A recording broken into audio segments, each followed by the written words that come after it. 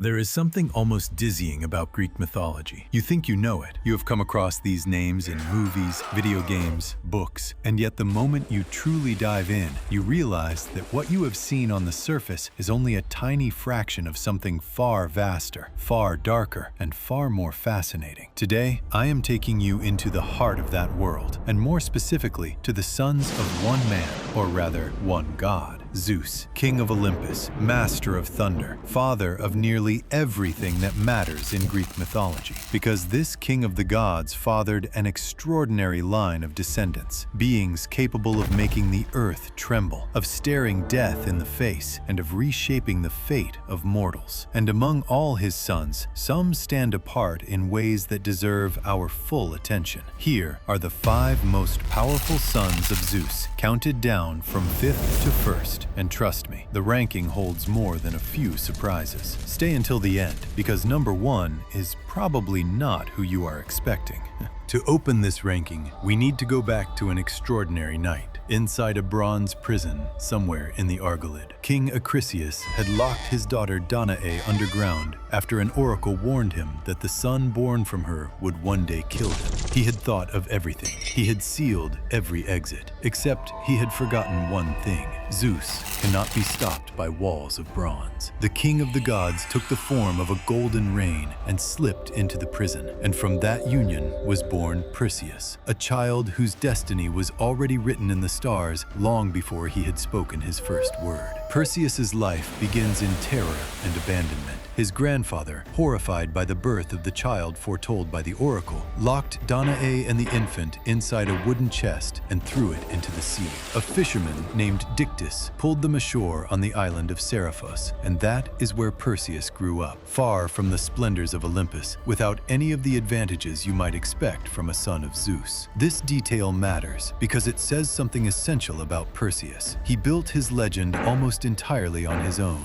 through cunning, audacity, and a measure of divine support that never replaces courage. The king of Seriphos, Polydectes, desired Danae and saw Perseus as an inconvenient obstacle. He sent the young man on a mission he believed to be impossible: bring back the head of Medusa, the Gorgon whose gaze instantly turned any living creature to stone. Perseus was young, inexperienced, and Medusa was an absolute terror. But Athena and Hermes guided him. He received winged sandals that allowed him to fly, the helmet of Hades that made him invisible, a shield polished like a mirror, and a curved blade forged to cut the impossible. Armed with these divine gifts, Perseus first cornered the Graeae, 3 ancient witches who shared a single eye and a single tooth between them. He snatched their eye at the precise moment they were passing it from hand to hand, forcing them to reveal Medusa's location in exchange for its return. What followed is one of the most striking scenes in all of Greek mythology. Perseus approached the sleeping Gorgons without ever looking at them directly, using the reflection of his polished shield as a mirror to guide his movements. With a single stroke, he severed Medusa's head. From her blood sprang 2 beings: Pegasus, the great white-winged horse, and Chrysaor, the warrior with the golden sword. Perseus slipped the head into his enchanted satchel and fled under the invisibility of his helmet before the other 2 Gorgons, startled awake by the noise, could reach him.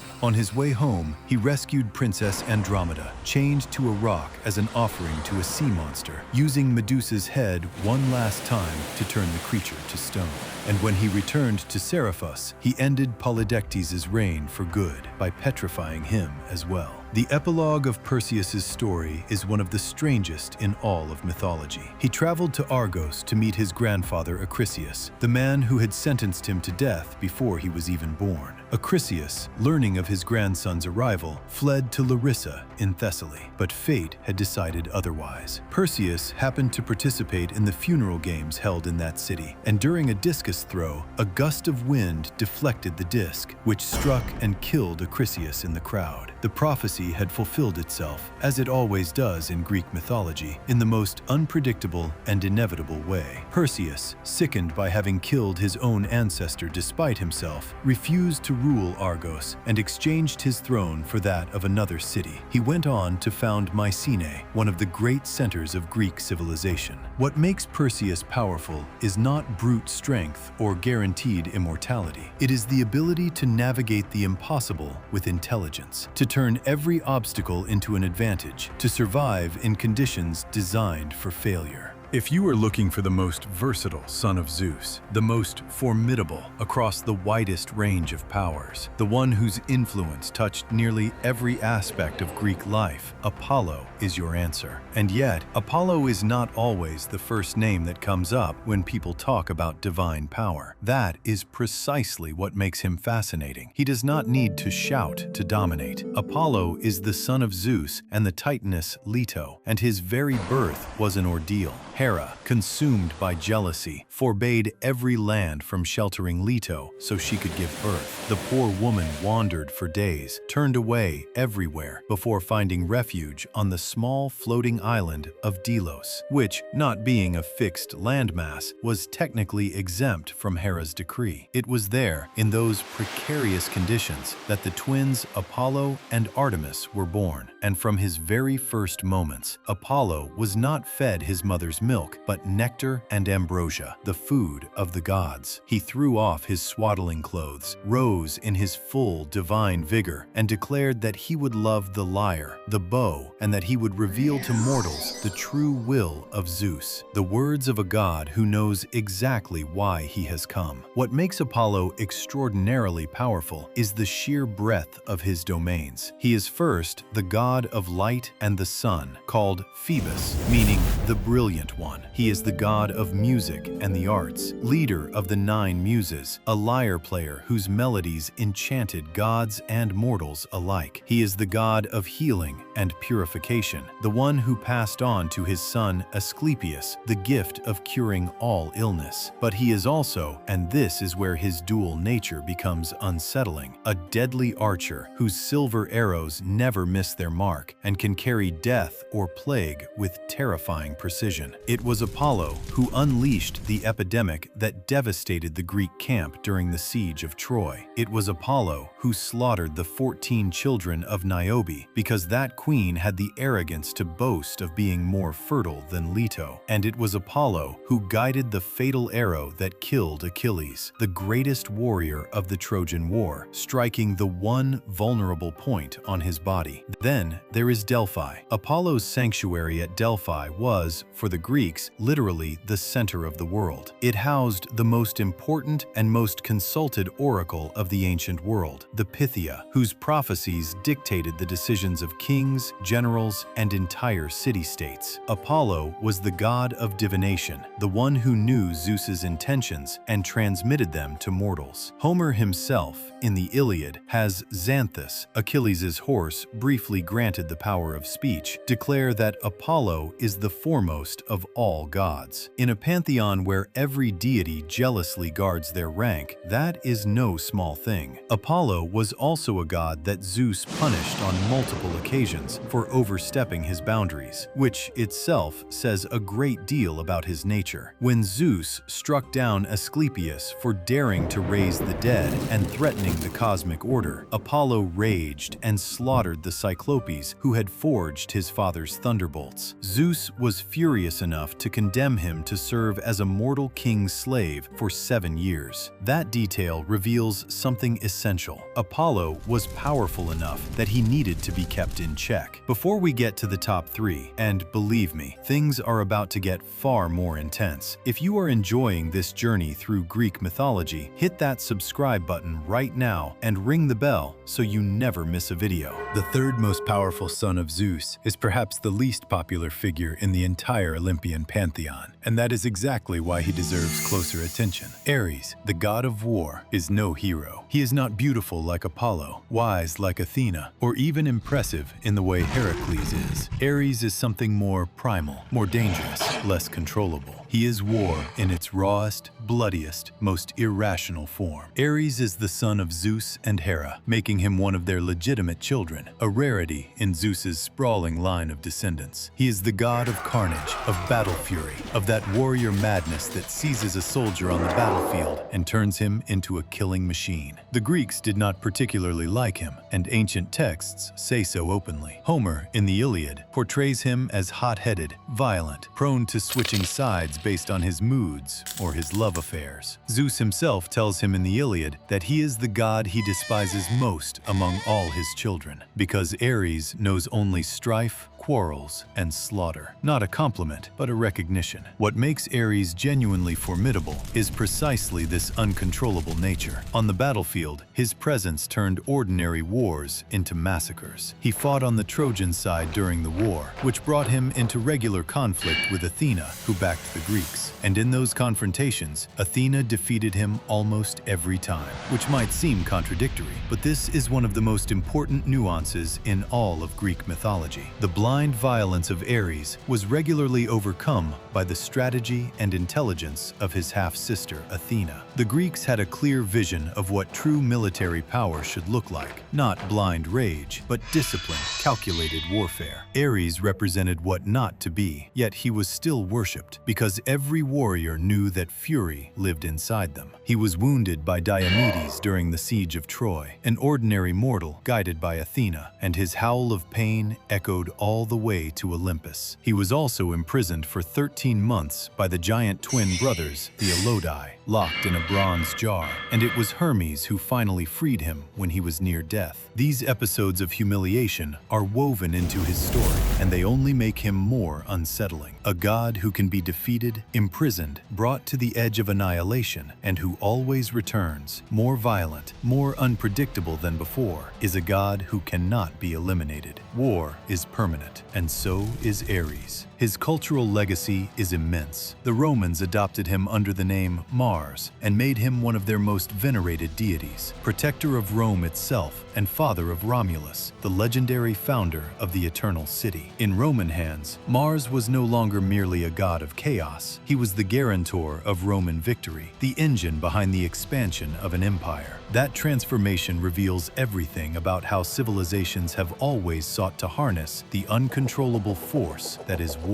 The second most powerful son of Zeus is a choice that may surprise you, and that is entirely intentional. Dionysus is too often reduced to the god of wine and parties, a figure of cheerful excess brought out for banquets and celebrations. That would be a serious mistake. Dionysus may be the son of Zeus whose true power is the hardest to measure, precisely because he does not operate like the others. Dionysus was born from the union of Zeus and Semele, a princess of Thebes. Hera, as always, sought to destroy this illegitimate child before he was even born. She disguised herself as an old woman and convinced Semele to ask Zeus to reveal himself to her in his full divine glory. Zeus had sworn to grant her anything she wished, and he could not back down. But no mortal can behold an Olympian god in their true form without being consumed. Semele was instantly reduced to ashes. Zeus recovered the embryo of Dionysus and sewed him into his own thigh to complete the gestation. Dionysus was therefore born twice, first from a mortal woman,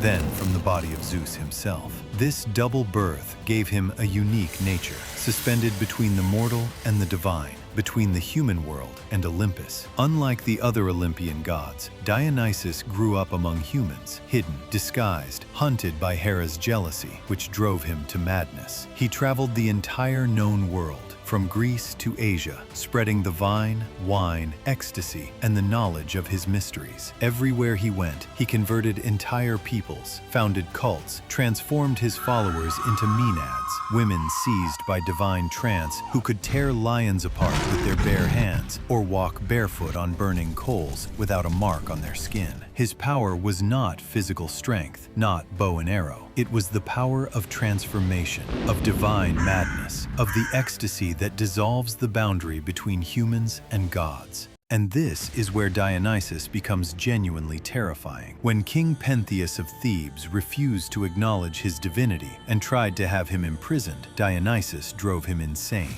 He made Pentheus believe he was spying on women celebrating his rites, and so perfectly distorted his perception that Pentheus wandered into the mountains disguised as a woman, only to be torn apart by his own mother and aunts in their Dionysiac trance, none of them realizing what they were doing. It is one of the most horrifying deaths in all of Greek mythology, and it says everything about Dionysus. He does not kill with a sword. He does not petrify with a glance. He dissolves the boundary between reason and madness, and in that space, he is invincible. Dionysus was the last of the Olympian gods to join Olympus, and to earn his place, he first descended into the underworld to retrieve his mother Semele and grant her immortality. That descent into the realm of the dead is reserved in Greek mythology for beings of exceptional power and audacity. Dionysus returned and brought his mother with him. His mystery cults were among the most powerful and widespread of all antiquity, and many historians of religion have traced direct lines of influence toward early Christianity. A god born twice, dead and resurrected, whose faithful consume his body and blood in the form of bread and wine. The parallels are striking and well documented. That is the measure of a god most people think they already know. And here we are at the summit. The most powerful son of Zeus is not an Olympian god. He is a demigod, a being born of a mortal woman, forced to live in the human world with all its limits and its suffering, who nevertheless became the most celebrated and most enduring heroic figure in all of Greek mythology. Heracles, whom the Romans called Hercules, is at once the most human and the most superhuman of all Zeus's sons. His birth was a deliberate act by Zeus himself. The king of the gods wanted a son capable of protecting both humans and gods from the most formidable forces in the universe. A son stronger and more enduring than any other being could be. He chose Alcmene, a princess of Mycenae and a descendant of Perseus, and disguised himself as her husband Amphitryon to lie with her. Hera discovered the deception and was ignited with a fury she never let go of. She did everything she could to prevent Heracles from being born in time, delaying his birth so that another child would arrive first and claim the throne of Argos in his place. Then, when the infant was just a few months old, she sent 2 serpents into his crib to strangle him. Heracles woke up, grabbed both snakes with his small hands, and strangled them. That scene already tells you everything about what he would become. Heracles grew up to be the strongest, greatest, and most formidable of all mortals. But his life was not a triumphant march forward. Hera pursued him relentlessly, and one day plunged him into a madness so deep that he killed his own wife Megara and their children during a fit of delusion he was powerless to control.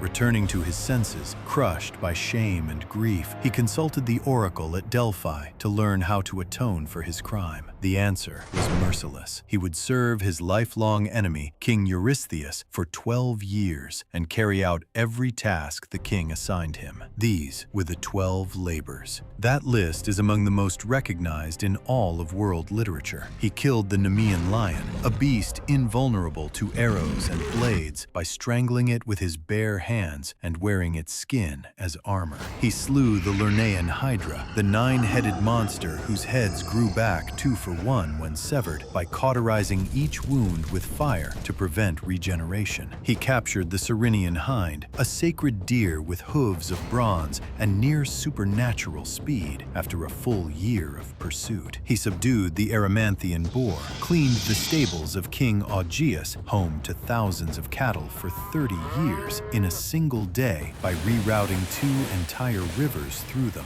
He drove away the Stymphalian birds with their bronze beaks and claws, captured the Cretan bull, tamed the man-eating mares of Diomedes by feeding them their own master, seized the belt of Hippolyta, queen of the Amazons, stole the cattle of the giant Geryon from the ends of the earth, retrieved the golden apples of the Hesperides, briefly holding up the vault of the sky in place of the Titan Atlas to do so, and finally descended into the underworld to capture Cerberus, the 3-headed dog who guards the kingdom of the dead, subduing him with bare hands and bringing him back alive before releasing him. These 12 labors spanned a decade, but they were not the whole of his life. Heracles also sailed with Jason and the Argonauts, saved the princess Hesione at Troy, and fought alongside the gods during the Gigantomachy, the war between the Olympians and the giants, because a prophecy declared that the gods could only defeat the giants with the help of a mortal. Heracles was that indispensable mortal. Zeus had planned for it from the beginning. His death is as extraordinary as his life, tragic and magnificent in equal measure. His wife, Dejanira, hoping to rekindle his love with what she believed to be a love potion, gave him a tunic soaked in the poisoned blood of the centaur Nessus. The poison ate him from within, a pain nothing could relieve. Heracles, unable to die, yet unable to endure the agony any further, had his own funeral pyre built on Mount Oeta and lay down upon it, waiting for the end. A passing shepherd lit the fire. As the flames consumed his mortal half, the part inherited from Alcmene, Zeus intervened and carried his divine half up to Olympus. Heracles died a mortal and was reborn immortal. He joined the gods, reconciled with Hera, and married Hebe, the goddess of eternal youth. What makes Heracles the most powerful son of Zeus is not merely his physical strength, extraordinary as it was. It is the capacity to live an entire existence defined by suffering, injustice, and devastating loss, and to keep going anyway. It is having been the only being in all of Greek mythology who was indispensable to both mortals and gods alike. It is having accomplished the impossible, not once, but 12 times in a row, and then again and again. And perhaps that is why his story has crossed the millennia intact, from ancient marble to Hollywood blockbusters. We recognize something universal in it, the possibility that pain, carried long enough and with enough dignity, can be transformed into greatness. Zeus had many sons, but only one of them held up the sky.